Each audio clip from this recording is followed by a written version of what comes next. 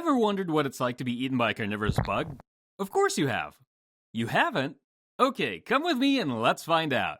Number 8. Ogre-faced spiders. Imagine you're just done with your day's job and you thought to yourself, well, it wouldn't be a bad idea to go for an evening stroll in the park to cool off, so off you went.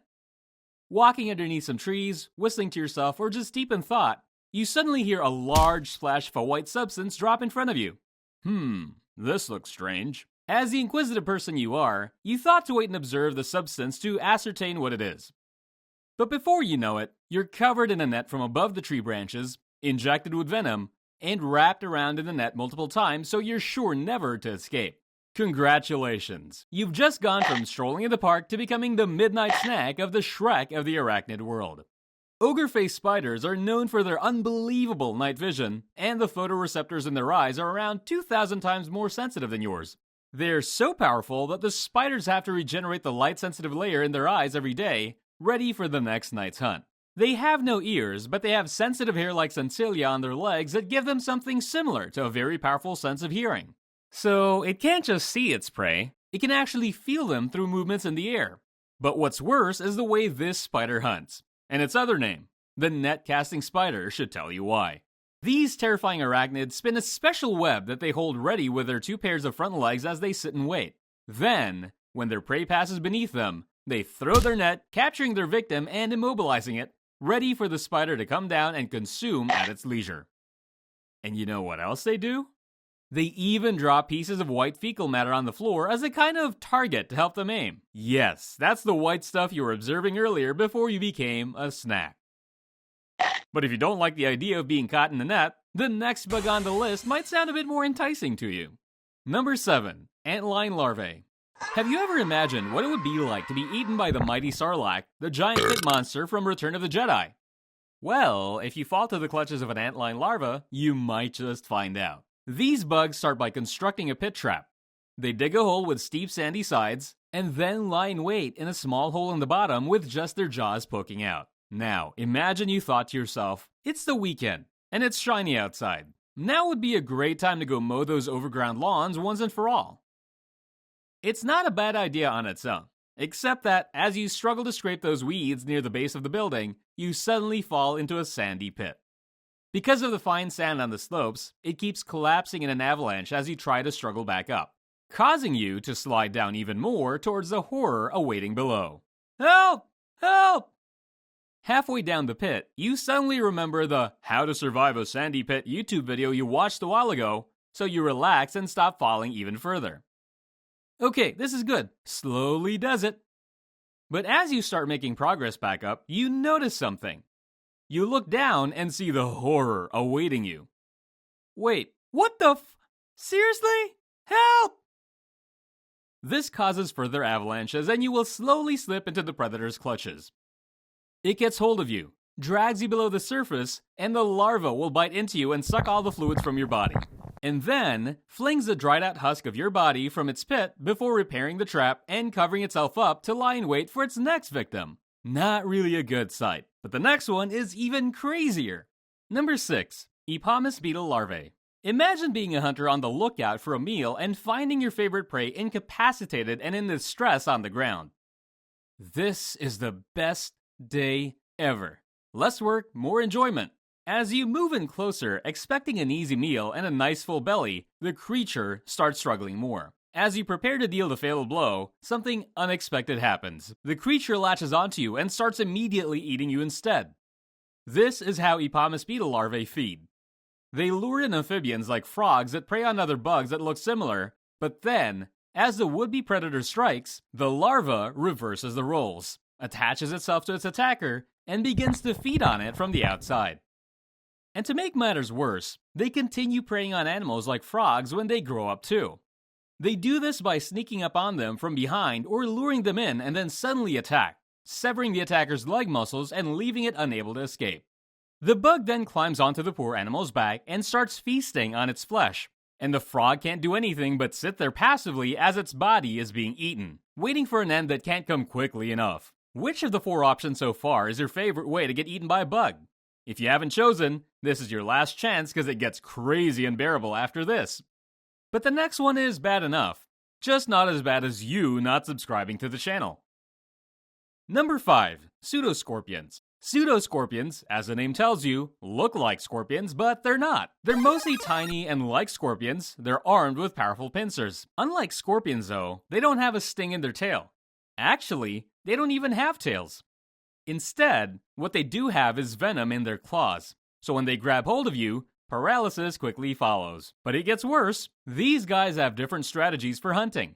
Some prefer to lie in wait and ambush their victims, while others will actively pursue their prey. Then, once they get hold of you and inject their paralyzing venom into you, your flesh will start to dissolve. This will then allow the pseudoscorpion to simply slurp you up like some kind of delicious strawberry milkshake. But the next pseudo guy is even crazier. Number 4. Pseudactyon. Imagine you're out buying groceries and a fly lands on your shoulder. You feel a prick, but you think nothing of it, and the insect flies off. Unknowing to you, the fly has just signed your death warrant, because the prick you felt on your shoulder was the fly depositing a single egg beneath your skin, and it's going to cause you to die in a most horrible way. Inside your shoulder, the egg swells, and eventually, the larva emerges and begins to make its way up towards your head.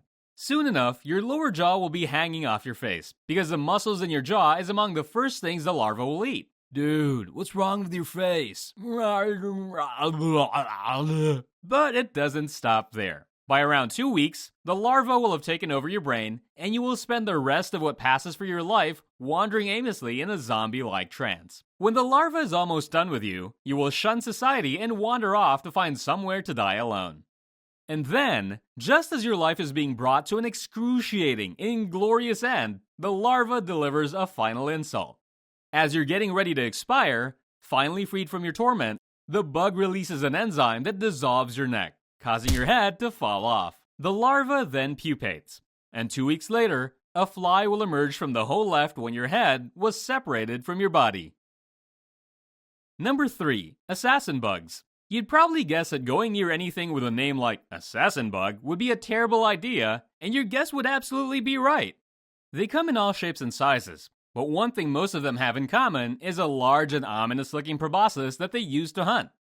But sure, lots of animals are armed and deadly, so what's so bad about this one? Well, the proboscis of assassin bugs is used to deliver venom along with digestive juices. This means assassin bugs are responsible for causing unimaginable suffering to their victims. And here's how it's going to go down. As an actual human facing one of these guys, if one gets its proboscis into you, it will be quite painful enough. But if you scaled an assassin bug up to human size, and you were on the menu, let's just say there are better ways to go. Basically, what happens is that the bug will inject you with venom along with digestive juice, which will paralyze you while causing your insides to turn to slush. It will then suck your liquefied insides out through its proboscis like it was sipping a healthy human smoothie, and you'll be utterly powerless to stop it. But if the assassin bug that gets you happens to be Acanthaspis patax, you can also add indignity to your demise.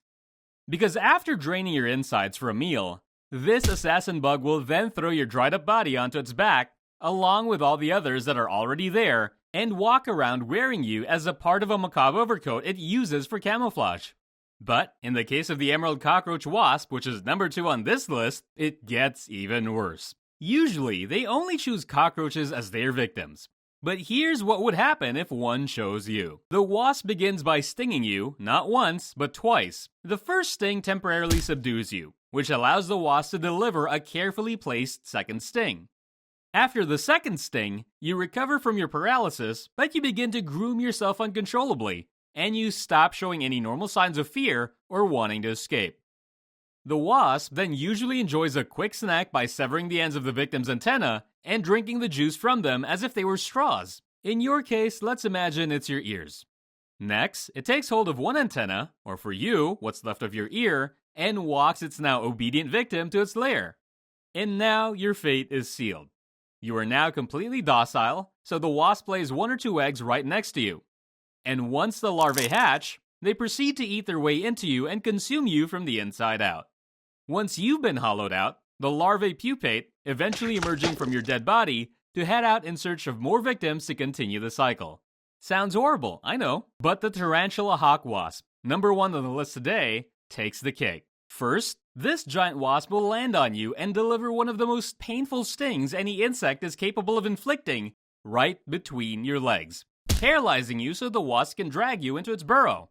Once in place, it will lay a single egg on your abdomen, and when the larva hatches, it will burrow straight into your abdomen and proceed to eat you from the inside. However, this larva knows what it's doing, so it will avoid touching any of your internal organs, instead, starting with all the non-essential parts of your body that it can eat without causing you to die. You will then remain in a state of paralysis for up to 2 weeks while it eats everything inside you until there's nothing left to consume. Then, as a final feast, the larva will eat your organs and you will at last mercifully die. After consuming the last edible morsels, the bug will pupate and will then emerge once again from your abdomen as another fully grown devil wasp, ready to ensnare another unlucky victim. Fortunately though, these wasps only use tarantulas to bring their young into the world. And that means you have probably never ever been more pleased about the happy fact that you are not a tarantula. So, which one did you choose? If it was the ogre-faced spider or maybe the antlion larva, you got off lightly. But if you stuck around to the last one, honestly, I don't know what to say to you. Just make sure to drop us a like and a subscribe if you haven't already. See you in the next one!